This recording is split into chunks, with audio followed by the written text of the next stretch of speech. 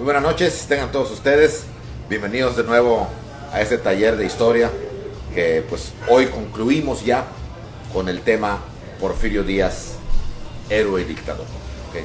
Hoy terminamos ya después de varias semanas de estar trabajando sobre este tema que pues que tuvo mucho éxito.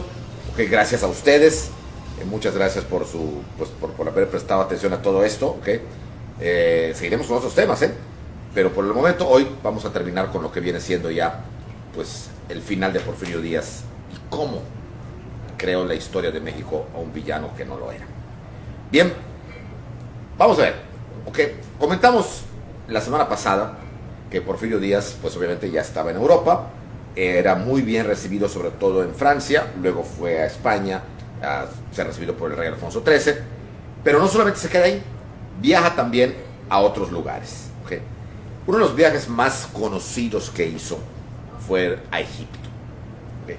Esto ocurre ya a principios de 1913, es decir, Carmelita quería aprovechar todo el tiempo del mundo, sobre todo que Porfirio Díaz estaba, aunque era un anciano, estaba en plenitud de sus facultades, tanto físicas como mentales, conocer todo lo más que pudiera, ella y sus hermanas. Y una de las excursiones que se van a organizar desde París va a ser la famosa visita a Egipto. Quería conocer las pirámides, quería conocer la Esfinge, y se van a Egipto, se van al Cairo, están en el Cairo, y ahí, okay, Porfirio Díaz y Carmelita y su familia política, pues agarran un tour, okay, muy famoso, para ir hasta las pirámides y para ir a ver la Esfinge. Como hasta hoy, en Egipto, pues puedes llegar en autobús, en jeep, pero también puedes llegar en camello. Okay. Carmelita y sus hermanas decidieron hacer la experiencia de un camello. Y Porfirio, okay, pues el camello es muy alto, okay, pues prefirió un burro. Y tenemos aquí una foto del recuerdo, bueno, no la voy a mostrar, pero ustedes la pueden encontrar en internet. Okay. La foto donde están ya junto a las pirámides, a un lado de la Esfinge, se ven las pirámides al fondo, y Carmelita y sus hermanas con los guías egipcios se toman una foto. Y a un lado, bastante bien, okay, se ve a Porfirio Díaz en su burro. Interesante, porque Porfirio Díaz nunca se quedó atrás, siempre visitó esos lugares, pero siempre añoraba sus pirámides, Teotihuacán sobre todo, quizá, y las pirámides de Mitla y de Monte Albán, que siempre fueron sus ideas más queridas y más cercanas en su mente. ¿Okay? Bueno, pues ¿qué fue lo importante de este viaje? Bueno, que ahí en Egipto se va a enterar precisamente de los acontecimientos de México. Bueno, él desde que salió y se estabilizó en París, ya era su casa, era su sede, le pidió a Fernando González que consiguiera noticias de México. Tenía que llegar a algún periódico o algún periódico tenía que hablar de México. Y Fernando González hacía hasta lo imposible por conseguir la información de México.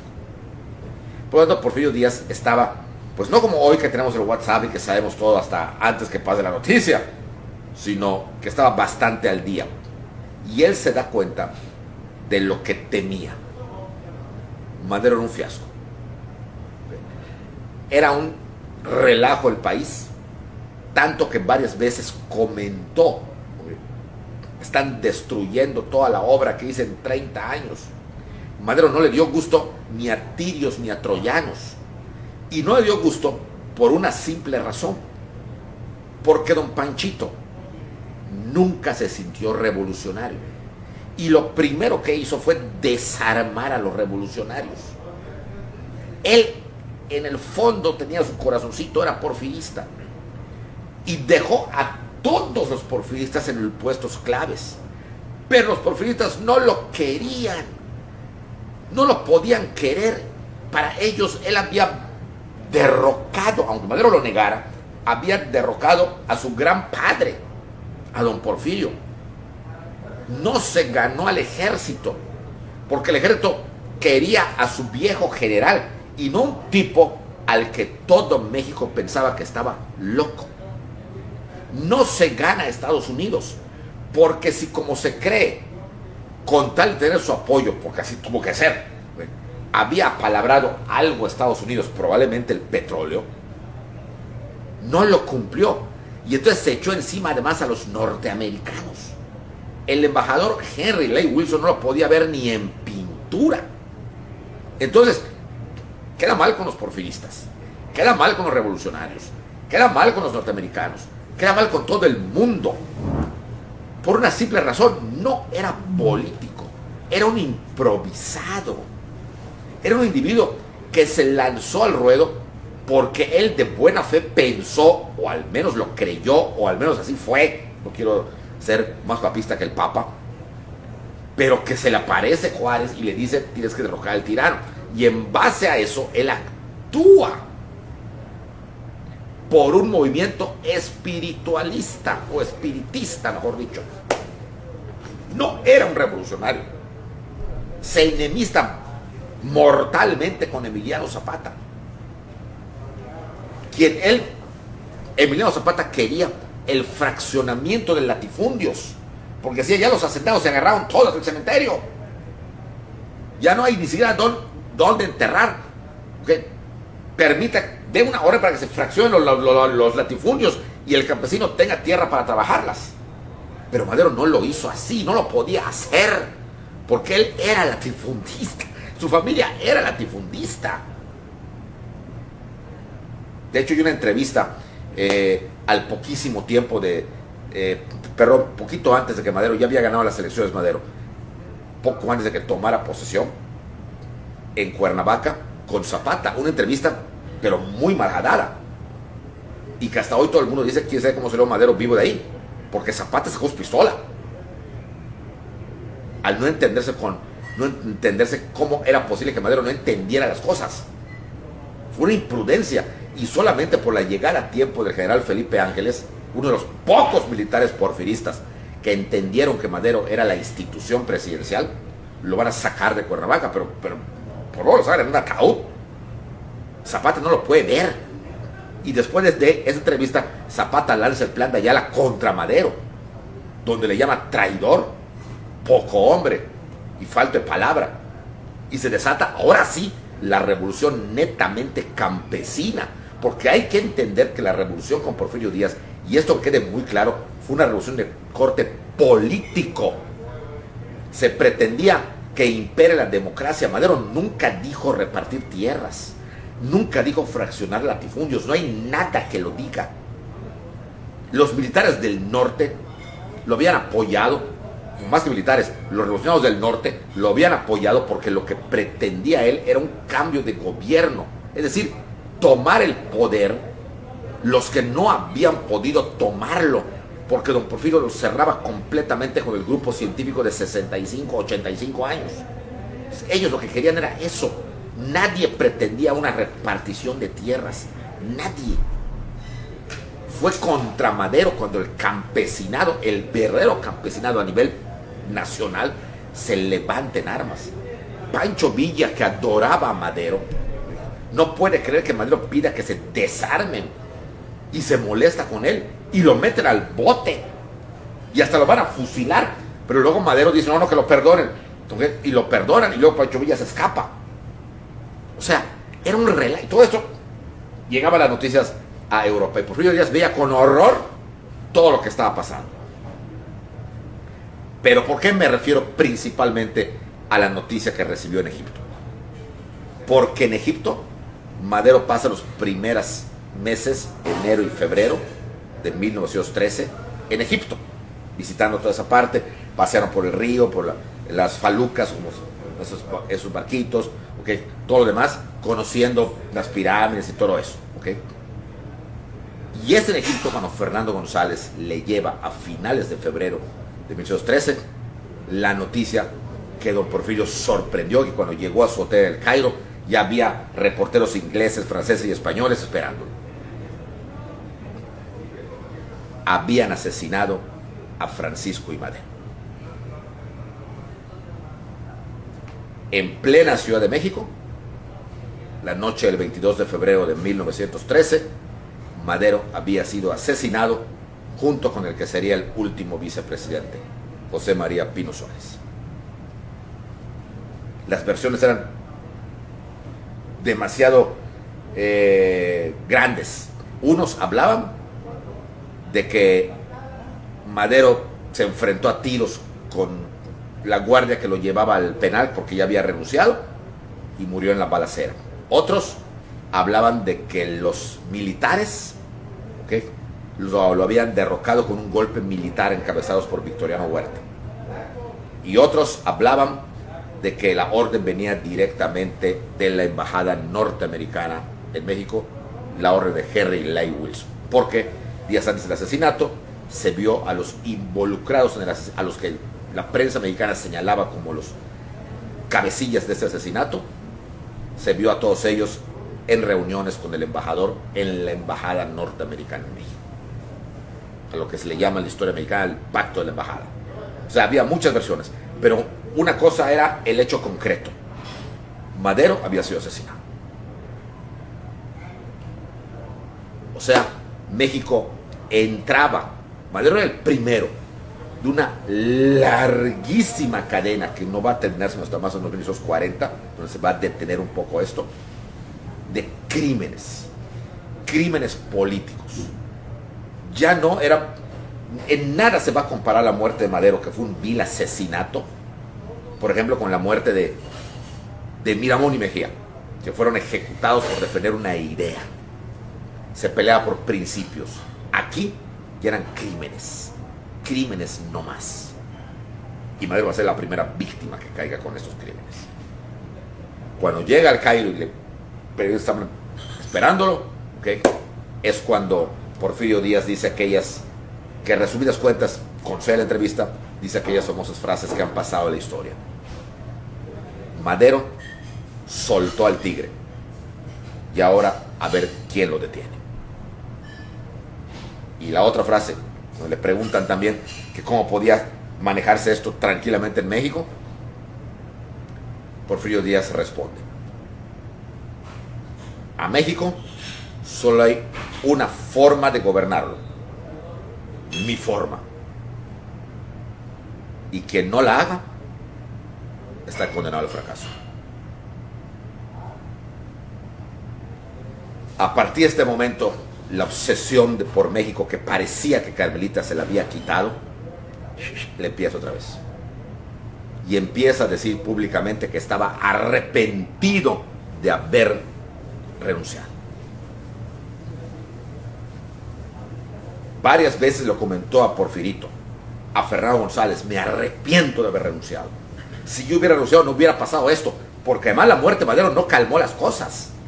La muerte de Madero siguió una ola de crímenes políticos gruesos. La muerte de Madero hizo que subiera Pedro Lascurian 45 minutos en la presidencia, increíble, que a su vez renuncia para que suba Victoriano Huerta, y con Huerta ocurren otra bola de asesinatos. El diputado por Yucatán, Serapio Rendón, es secuestrado y asesinado porque opinó mal de Victoriano Huerta. El senador por Chiapas, Belisario Domínguez, es secuestrado, asesinado, y se cuenta que se le llevó al hospital, el famoso sanatorio que estaba en Coyoacán, cuyo dueño era el secretario de Gobernación de Victoriano Huerta, el doctor Urrutia. Le cortó la lengua y luego lo mató. O sea, crímenes nada más, que por fin le iban llegando. Entonces él se arrepiente: ¿por qué renuncié? ¿En qué momento renuncié? Pude haberlo aplastado. ¿Y nosotros qué pensamos? ¿Pudo haber aplastado la revolución? Claro que sí. Claro que sí.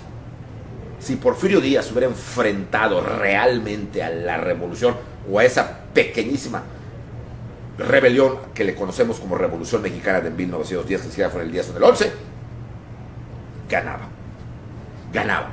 Fue un golpe de suerte lo que Villa y Orozco hicieron al derrotar al ejército federal en Ciudad Juárez y luego en Chihuahua. Y podíamos compararlo como el golpe de suerte que Hidalgo hizo en Guanajuato y en el Monte de las Cruces, porque sorprendió a un pacífico virreinato que no estaba preparado. Pero cuando reacciona el virreinato, aplastan el lado y aplastan a todos. Lo mismo hubiera pasado con Porfirio Díaz. Lo sorprendieron. 30 y tantos años de paz, el ejército no estaba preparado, y cualquier rebelde lo iba a ganar. Pero después de esto, es obvio que el ejército le fue leal todo el tiempo a Porfirio Díaz. Y hubieran aplastado hasta el último hombre. Lo hubieran aplastado a Villa, a Orozco, a todos. ¿Pero qué pasó? ¿Por qué no lo hizo? Porque no le dieron tiempo de reaccionar. Porque fue el momento en que la familia política, los Romero Rubio, lo coparon para aprovechar ese descontento. Fue el momento de su enfermedad de las encías, que ya se sentía muy mal. Fue el momento en que le daban opio para calmar su dolor. Fue el momento en que jóvenes de la clase media salieron a gritar en las calles que renunciara a Porfirio Díaz, que no era significativo esto. Lo pudo haber aplastado. Pero todo esto que les estoy contando es lo que define la renuncia, de la cual se va a arrepentir toda la vida. Porque debido a su renuncia, México estaba desangrando. Y ya había pasado lo que nunca había pasado. Habían vilmente asesinado a un presidente. Nunca había pasado esto. Y vilmente asesinado, porque lo mataron en la calle. Ni siquiera fue así fino el asesinato, vaya. Lo hubieran asesinado, y no solo a él, al vicepresidente igual, Pino Suárez. Pero además de eso, venía toda la ola de crímenes que seguían. Y seguían terriblemente esos crímenes tremendos. Y solo le llegaban a Porfirio Díaz noticias, noticias y noticias y noticias y noticias. Para colmo de males, para diciembre de ese mismo año de 1913, llegan a París su sobrino Félix Díaz, que llega con una bolsa de quejas contra Victoriano Huerta. Y es Félix Díaz el que le dice a Porfirio Díaz todo lo que había ocurrido. Es él el que le cuenta los pormenores. Es él el que le cuenta a Porfirio Díaz cómo se eliminó a Madero.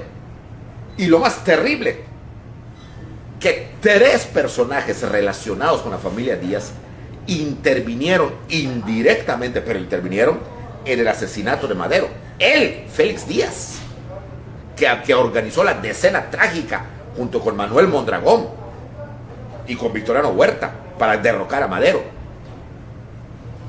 Un primo de Carmelita, de apellido Castellot, que era el que tenía el contacto directo con la embajada norteamericana. Y lo que Porfirio Díaz Bronco se muere ahí, Ignacio de la Torre y Mier, su yerno, el del Valle de los 41, él en su casa, de las narices de su hija amada, se reunieron la noche anterior para matar a Madero. Es más, el automóvil donde llevaron a Madero y donde lo mataron, donde ahí lo bajaron, era de Ignacio de la Torre y Mier. El encargado de matar, lo que fue el mayor Francisco Cárdenas, trabajaba como caporal en la hacienda de Cuernavaca de Ignacio de la Torre y Mier. O sea, estaba inodada la familia Díaz ahí. Fue cuando Porfirio Díaz se enfurece y agarra un bastón. Eso cuenta don Carlos Tello, y la cae a bastonados a Félix Díaz. ¿Cómo te atreviste a hacer esto? ¿Por qué no lo paraste? ¿Por qué utilizaron mi nombre? Y esto es cuando Porfirio Díaz, todo triste, dice: ya no voy a poder volver a México, porque toda la gente va a creer que fui yo. No, tú no tuviste nada que ver, tío. ¿Cómo no? De Ignacio de la Torre no me extraña nada. Dice Porfirio Díaz. Pero de ti y del primo de Carmelita, ¿qué tenían que ver en esto? ¿Qué tenían que hacer en esto? Sobre todo que Félix Díaz tuvo un protagonismo muy grande, porque él fue el que tomó la Ciudadela y desde ahí bombardeó Palacio Nacional 10 días a llamar a la decena trágica. Cuando Victoriano Huerta, con artimañas, secuestra a Gustavo Madero, el hermano de Francisco Madero, lo van a llevar a la Ciudadela y delante de Félix Díaz lo van a torturar y le van a sacar el ojo que no era de vidrio y lo van a matar ahí los soldados de Félix Díaz. O sea, Félix Díaz estaba inodado hasta el copete con la decena trágica y con la muerte de Madero. Félix Díaz era el sobrino de Porfirio Díaz. Porfirio ya estaba que se moría, porque no podía creer que era eso. Y la última noticia, ¿ok? En 1914, cuando se entera de que los norteamericanos habían bombardeado Veracruz, otra vez, como en el 47, los norteamericanos bombardeaban Veracruz, tomaban a Antón Lizardo y se posesionaban del puerto de Veracruz e izaban la bandera americana. ¿Y por qué lo hacían? Porque los norteamericanos ya estaban hartos de que les viera la cara a cada presidente. Huerta les había pedido ayuda y seguramente había les ofrecido el petróleo, no se los dio, entonces se molestaron. Ya. Entonces bombardean para derrocar a Huerta y Huerta huye. Pero bombardean México. Otra vez Veracruz es bombardeado, otra vez. Por eso se llaman las 3 veces heroica ciudad de Veracruz. 2 veces la bombardea Estados Unidos y 1 vez Francia. Por eso se le conoce como las 3 veces heroica ciudad de Veracruz. En la guerra de los pasteles bombardearon. Cuando Scott disparó contra las murallas de Veracruz también en la guerra en la época de Santana, la segunda, y otra vez. O sea, ya Porfirio decía, o sea, ¿qué está pasando en mi país? Va a desaparecer. Entonces, Porfirio ya se empieza a caer en una especie de depresión de que no podía creer esto. Carmelita, con tal de distraerlo, ¿okay?, lo lleva a Alemania. ¿Okay? Ya tenían una invitación que no habían aceptado por todo lo que estaba pasando del Kaiser alemán. Y ahí fue las últimas grandes visitas de don Porfirio. Porque en Alemania, ¿okay?, el Kaiser en persona, Guillermo II, lo va a invitar a un evento militar. ¿Cuál era? Lo va a llevar a un campo para que vea cómo se manejaban los aviones. Hay fotos donde Porfirio Díaz está en ese campo alemán, acompañado de soldados alemanes de esa época, viendo los aviones. Porfirio Díaz nunca se subió a un avión, pero sí lo conoció. Si hubiera sospechado que los aviones que estaba viendo eran para que a partir del siguiente año estallaran con la guerra mundial, estaría tremendo. Bueno, ese año estalló. ¿Okay? Pero ahí estuvo. Y también fue invitado a una ópera, ¿okay?, donde el Kaiser lo invitó a su propio palco. Pero ya Porfirio estaba en plena depresión. Ya en 1914, con las noticias que tenía de México, depresión. Y la última, ¿okay?, que recibe don Porfirio precisamente poco antes de que estallara la guerra mundial en Europa. La noticia fue de que Huerta había sido derrocado y que México quedaba en una anarquía total. Revolucionarios por todos lados. Por un lado estaba Carranza, el único que ellos conocían, ¿okay?, el viejo amigo Carranza, como le decía Carmelita. Pero por otro había otros nombres que Zapata, Villa, Orozco, Obregón, Calles, nombres nuevos, que todos estaban, o sea, México estaba, esos años, del 14 al 17, si México no desapareció del mapa, fue porque de plano, mucho tuvo que ver la Virgen de Guadalupe. Como decía Vasconcelos, ha hecho milagros para que no desaparezca México. Porque se estaban comiendo todos contra todos. La Convención Nacional, ¿ok?, acuerdan una cosa y luego se van para atrás. No, que no es eso. Se pelea Villa contra Carranza, el viejo Barbas de Chivo, el robavacas, todos contra todos, batalla campal sin límite de tiempo y a 20,000 caídas. Todo esto le iba informando Fernando González. Es más, Carmelita le llegó a decir, ya no le informes, Fernando, porque lo estás deprimiendo. Ya don Porfirio se sentaba en un sillón, ¿okay?, solamente a oír y con su cara, con su bastón, viéndolo, y Fernando le decía, ya no lo hagas, ya no lo hagas. Para colmo de males, 2 de sus compañeros de viaje y de destierro mueren, y él va a su entierro y a su velorio. Ramón Corral, su eterno vicepresidente, y Justo Sierra Méndez. Las 2 muertes, él las deprime mucho, porque le decía a Carmelita, más jóvenes que yo, Carmelita, 10 años más jóvenes que yo, y se han muerto. ¿Por qué sigo vivo yo? Porfirio, por favor, tranquilo, tienes a tus nietos, ¿ok? Justo, Ramón, ¿cómo está Pepe Limantur? ¿Por qué no me escribe? ¿Cómo está Olegario? Viven todavía. Don Guacho Casasus vive. O sea, empezaba eso que ocurre cuando se empiezan a morir tus amigos de la generación. Y él, con todas las noticias que llegaban de México, se deprimía y se deprimía y se deprimía más. Carmelita constantemente lo llevaba a pasear a los Campos Elíseos, inclusive montaba a caballo en los campos de Francia, y mucho lo llevaba a Biarritz, constantemente a la playa. Eso le gustaba a don Porfirio. Ya era un hombre de 84 años y le gustaba eso. Pero viene el último golpe, el estallido de la Primera Guerra Mundial.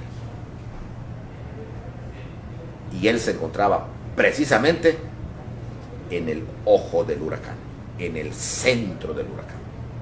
Francia, París.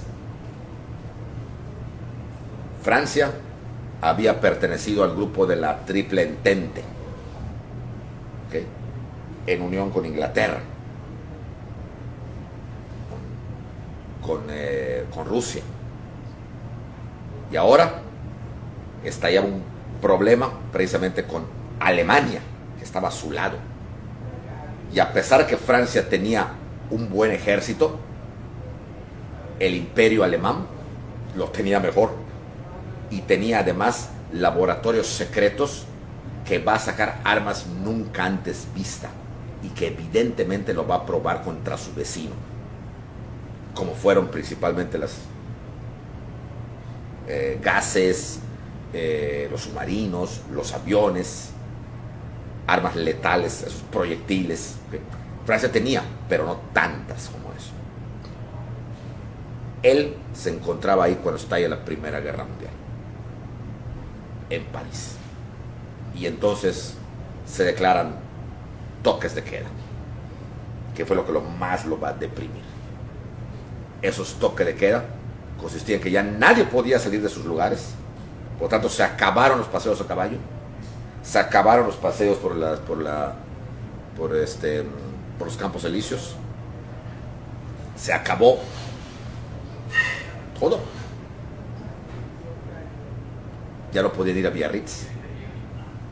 Y lo más que podían hacer era caminar por determinados rumbos, pero a partir creo que de las 4 de la tarde todo el mundo tenía que estar en su casa. Sonaban las sirenas, porque además se daba algo que nunca antes se había dado en las guerras europeas: las batallas aéreas, es decir, los aviones. Entonces ahí estabas completamente indefenso.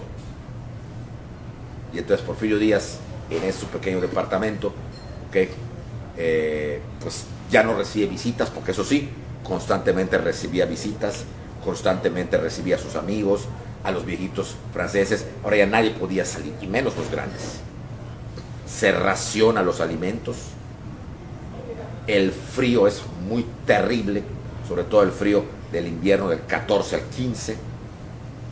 Las noticias de México, por más que Carmelita lo impedía, él le pedía a Fernando González, que ya sabía que Carmelita decía que no, que le informara qué estaba pasando, y las cosas en México empeoraban aún más. De la salida de Porfirio Díaz en 1911 a este año 1915, habían existido en México varios presidentes, casi a uno por año. Cuando él renunció, Francisco León de la Barra, luego Madero, luego Lascurián, luego Victoriano, luego Francisco Carvajal. 5 en 4 años, eran más de uno por año. Y ahora no se vislumbraba quién era. Se hablaba de 3 presidentes, que eran las noticias que llegaban a Europa. Ya nadie sabía quién era el presidente. La convención nombraba a presidentes: a Eulalio Gutiérrez, a Roque González Garza. Pero los constitucionalistas nombraban a un primer jefe en funciones de presidente, que era el señor Carranza. Entonces México era un caos. En el 15, de hecho, últimamente salió una obra, no recuerdo quién es el autor mexicano, que se llama México 1915, porque fue el año más confuso para todos. En un momento dado había 4 que se decían que ejercían el poder ejecutivo, pero nadie reconocía uno al otro. Entonces se formaron bandos, y México se desangraba. Es la época de las famosas batallas de Zacatecas, las batallas de Celaya, la batalla de no sé dónde. Es esa época que nos representan muchas películas mexicanas antiguas. Es esta época en donde era auténticamente, y repito, el todos contra todos. Entonces Porfirio veía cómo su obra de 30 años estaba derrumbando. Porque le llegaban noticias cómo volaban las rieles de los trenes para asaltar los trenes. El viaje a tren, que antes era el viaje más seguro, ahora era el más inseguro. Ya nadie quería viajar en tren, porque te asaltaban o los zapatistas, o los villistas, o los carrancistas, sobre todo los carrancistas, o los obregonistas, o los callistas. A Carranza lo consideraban un salteador de caminos. De hecho, es la época en que se inventa el famoso verbo carrancear, porque decía que era muy ladrón. Carrancear lo identificaba el pueblo mexicano como robar. Hoy no me carrancees, hoy no me robes. No me estás carranceando, me estás robando. Entonces, México estaba para la vista de Porfirio Díaz. Y entonces, ante las noticias, ante la guerra mundial, y ante el, pues creo que la mayoría de nosotros lo hemos sentido en esta pandemia, ante el encierro, un hombre de edad, casi 85 años, empieza entonces, ahora sí, a declinar. Empieza a deprimirse, y esta vez ya para no recuperarse. La depresión es muy grande, ya no sale. Inclusive para sacarlo de su cuarto casi hay que obligarlo para que vaya al comedor. Porfirito y sus hijas lo hacían salir, era cuando más salía. Cuando decía, llegó Porfirio, se le decía. Salía y venían las niñas, sobre todo la grande, que no era tan grande, tendría 9 años. ¿Okay? ¡Papá grande! Entonces eso lo distraía, eso sí, mucho distraía los nietos a don Porfirio. Y en las noches, cuando entraba la penumbra y se oía a lo lejano las guerras, Firio dormía ahí y logró conseguir una especie como de mapa, algo así como un juego. No sé si ustedes se acuerdan de aquel juego antiguo, juego de mesa que se llamaba, creo que Combate o algo así. Era como un tablero con unos muñequitos. Y entonces ahí, todas las noches, para distraer a su papá, le decía, mira, por aquí están atacando, papá, como era militar, ¿okay? Sobre todo, o sea, Porfirio Díaz Grande, ¿no? Don Porfirio, no Porfirito. Pero aquí van a atacar, ¿qué crees que hagan? Y don Porfirio sí jugaba, pues yo creo que van a pasar, pues, ¿y qué pasaría si atacan por acá y tal? Y con eso los se distraían. Pero la depresión, el encierro y la edad lo van cobrando. O sea, la factura de la edad, ahí sí nadie puede. Y obviamente las noticias que, aunque sea clandestinamente, recibía de su país cada vez peor, nunca va a recibir las buenas, porque no le va a tocar ya cuando por fin gana un bando.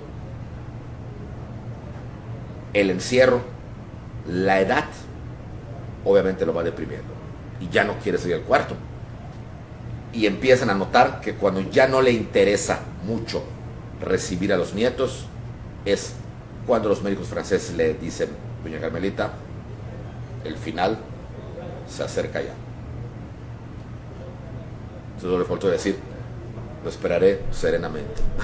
Bueno, pero se acerca. No hay nada que hacer, el señor tiene una edad, así que pues está sano, pero en cualquier momento.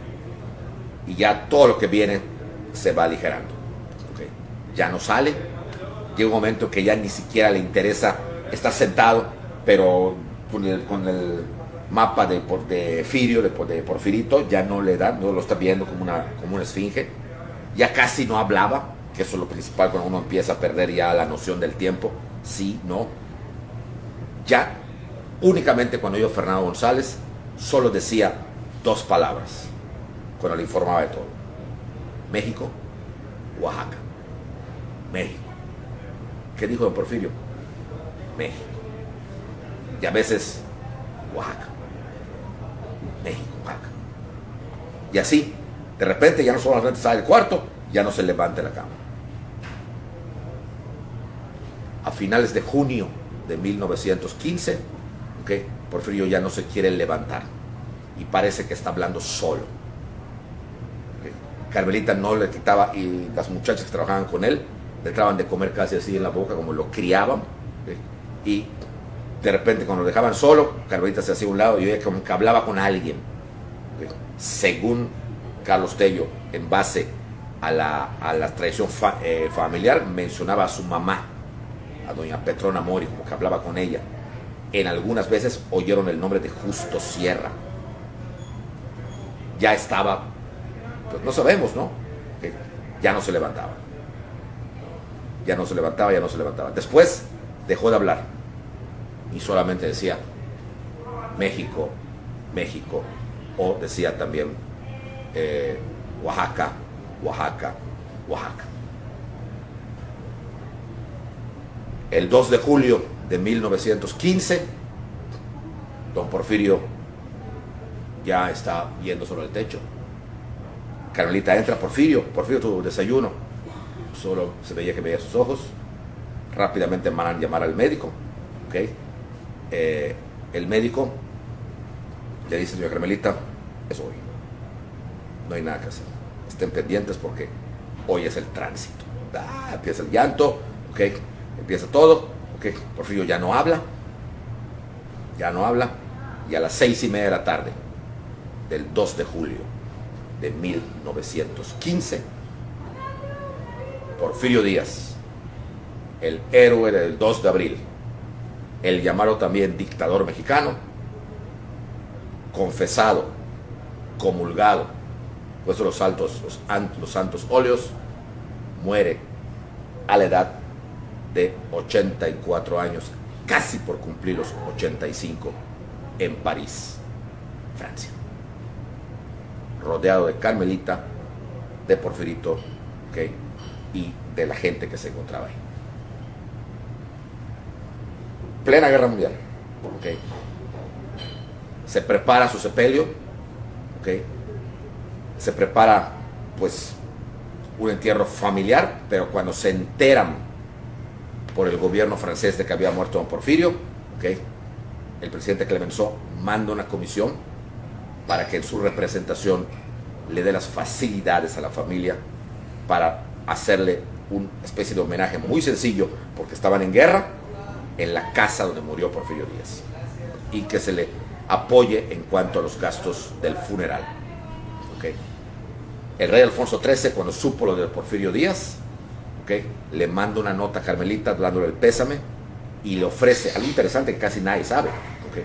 Y le ofrece un nicho en el Escorial para que Porfirio Díaz descanse muy cerca de la tumba de los reyes de España. Hasta eso, Carmelita le agradece al rey y le dice: muchas gracias, majestad, pero lo voy a llevar a México. Él amaba a su patria, ¿okay? Sus últimas palabras fueron México, Oaxaca, y pienso llevarlo a México. Después de estos momentos de ceremonia luctuosa, ¿okay? En una misa de cuerpo presente, ¿okay?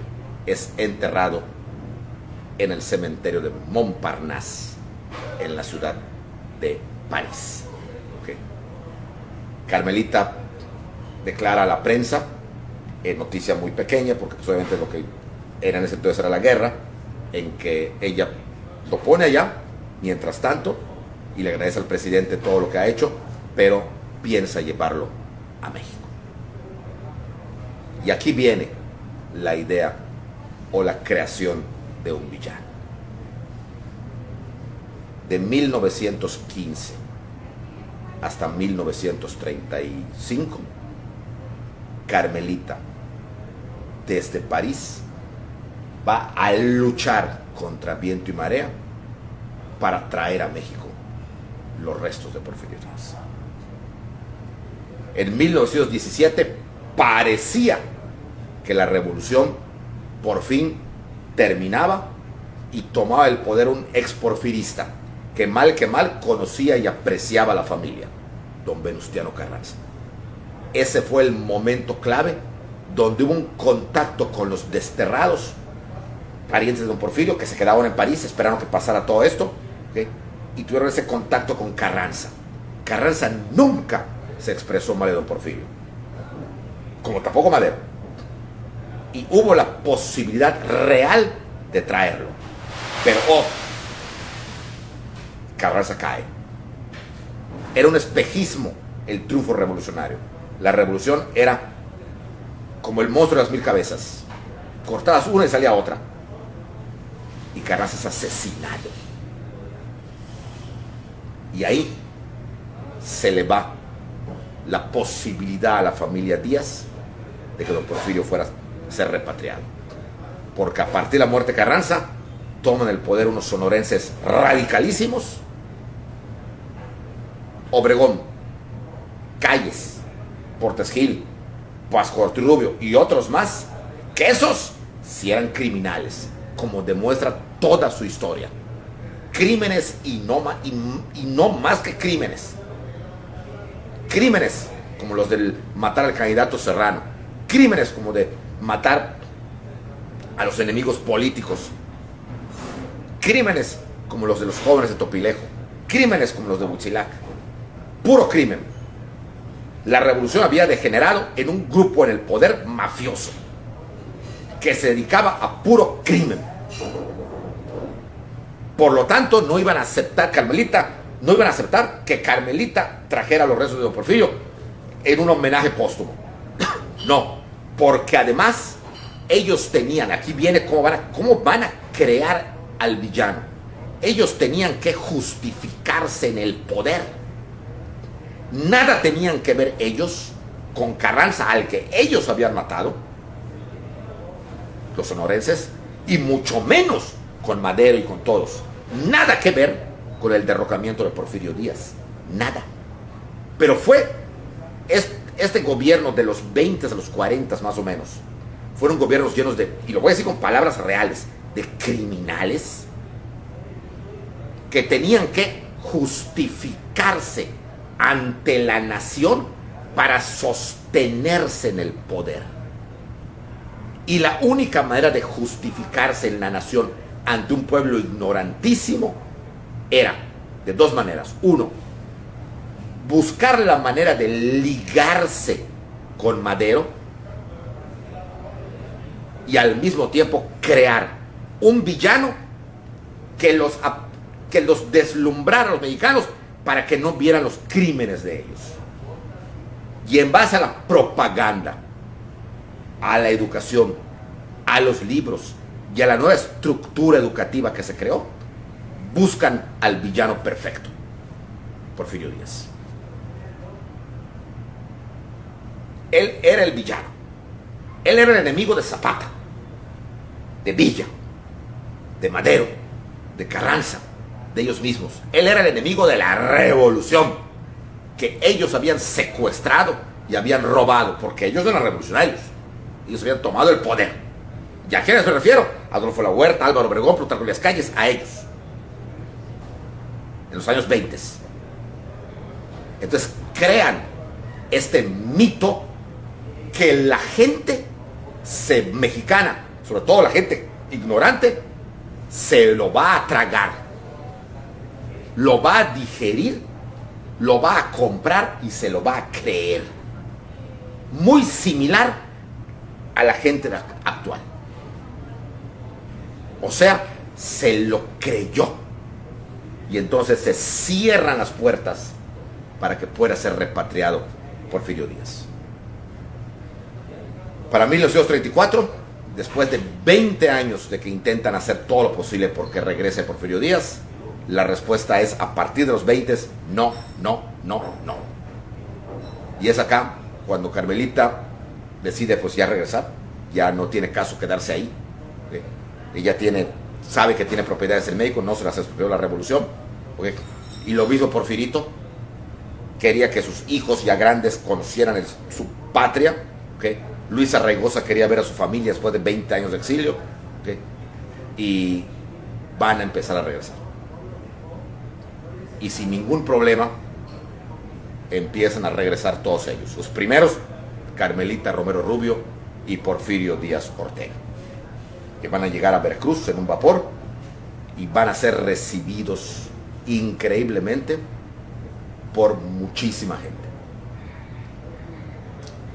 Carmelita, en su primera entrevista en la prensa en Veracruz, le preguntan qué pasó con don Porfirio, y dice la famosa frase, dice: hice lo posible por traerlo, luché contra viento y marea por traerlo, pero pues no se pudo y me despedí de él y lo dejé solo a la espera que algún día pueda volver a México. Ese día no ha vuelto, ese día no ha pasado. Ha pasado Porfirio Díaz enterrado en Montparnasse desde hace más de 100 años. En el 2015 conmemoraron 100 años. Hubo una idea de traerlo en el 2015, no cuajó. ¿Okay? Hasta hoy Porfirio Díaz sigue el apestado de la historia. Se le llama el dictador execrable, traidor, enemigo de México. Permeó la idea obregonista y callista, el gran tirano. Todo el mundo se levantó contra él y el pueblo se tragó esto. Sin embargo, la verdadera historia es otra. Porfirio Díaz, sus restos, en apariencia, porque al menos oficialmente nadie sabe que los hayan traído, siguen descansando en un pequeño mausoleo en la ciudad de París, en el cementerio de Montparnasse. Casi todos los mexicanos que visitan París visitan Montparnasse. Su servidor tuvo la oportunidad de estar ahí y me sorprendí al ver cómo había un montón de mexicanos que visitaban allá. Y el mausoleo tiene unas rejitas, pero puedes ver, o sea, tiran cartas. Hay cartas que están allá tiradas sobre la tumba porque tiene un techito. Cartas. Entonces ya parece Santa Claus. Alguna que estaba medio cerca la pude jalar y no me acuerdo de quién era, porque eso fue así hace 3 o 4 años que fui, ¿okay? En que comentaba, decía: don Porfirio se le necesita en México, se le necesita, como si fuera a revivir, ¿no? O peor aún, como si fuera a leerlo. Pero vaya, ¿okay? Todavía hay gente que considera que don Porfirio fue un presidente modernizador y que tuvo errores, pero si hiciéramos un estudio comparativo entre Porfirio Díaz, Obregón, Plutarco Elías Calles, veríamos que Porfirio Díaz es un santo comparado con ellos dos. ¿Y quién dice algo de los crímenes cometidos por Plutarco Elías Calles? ¿Quién dice algo de los crímenes cometidos por Álvaro Obregón? Hay que saber la verdad para darle a cada quien, como decía Sócrates, lo que se merece y no solamente lo que se diga de él. Pues bien, con esto terminamos el tema de Porfirio Díaz, héroe y dictador. Espero les haya gustado, ¿okay?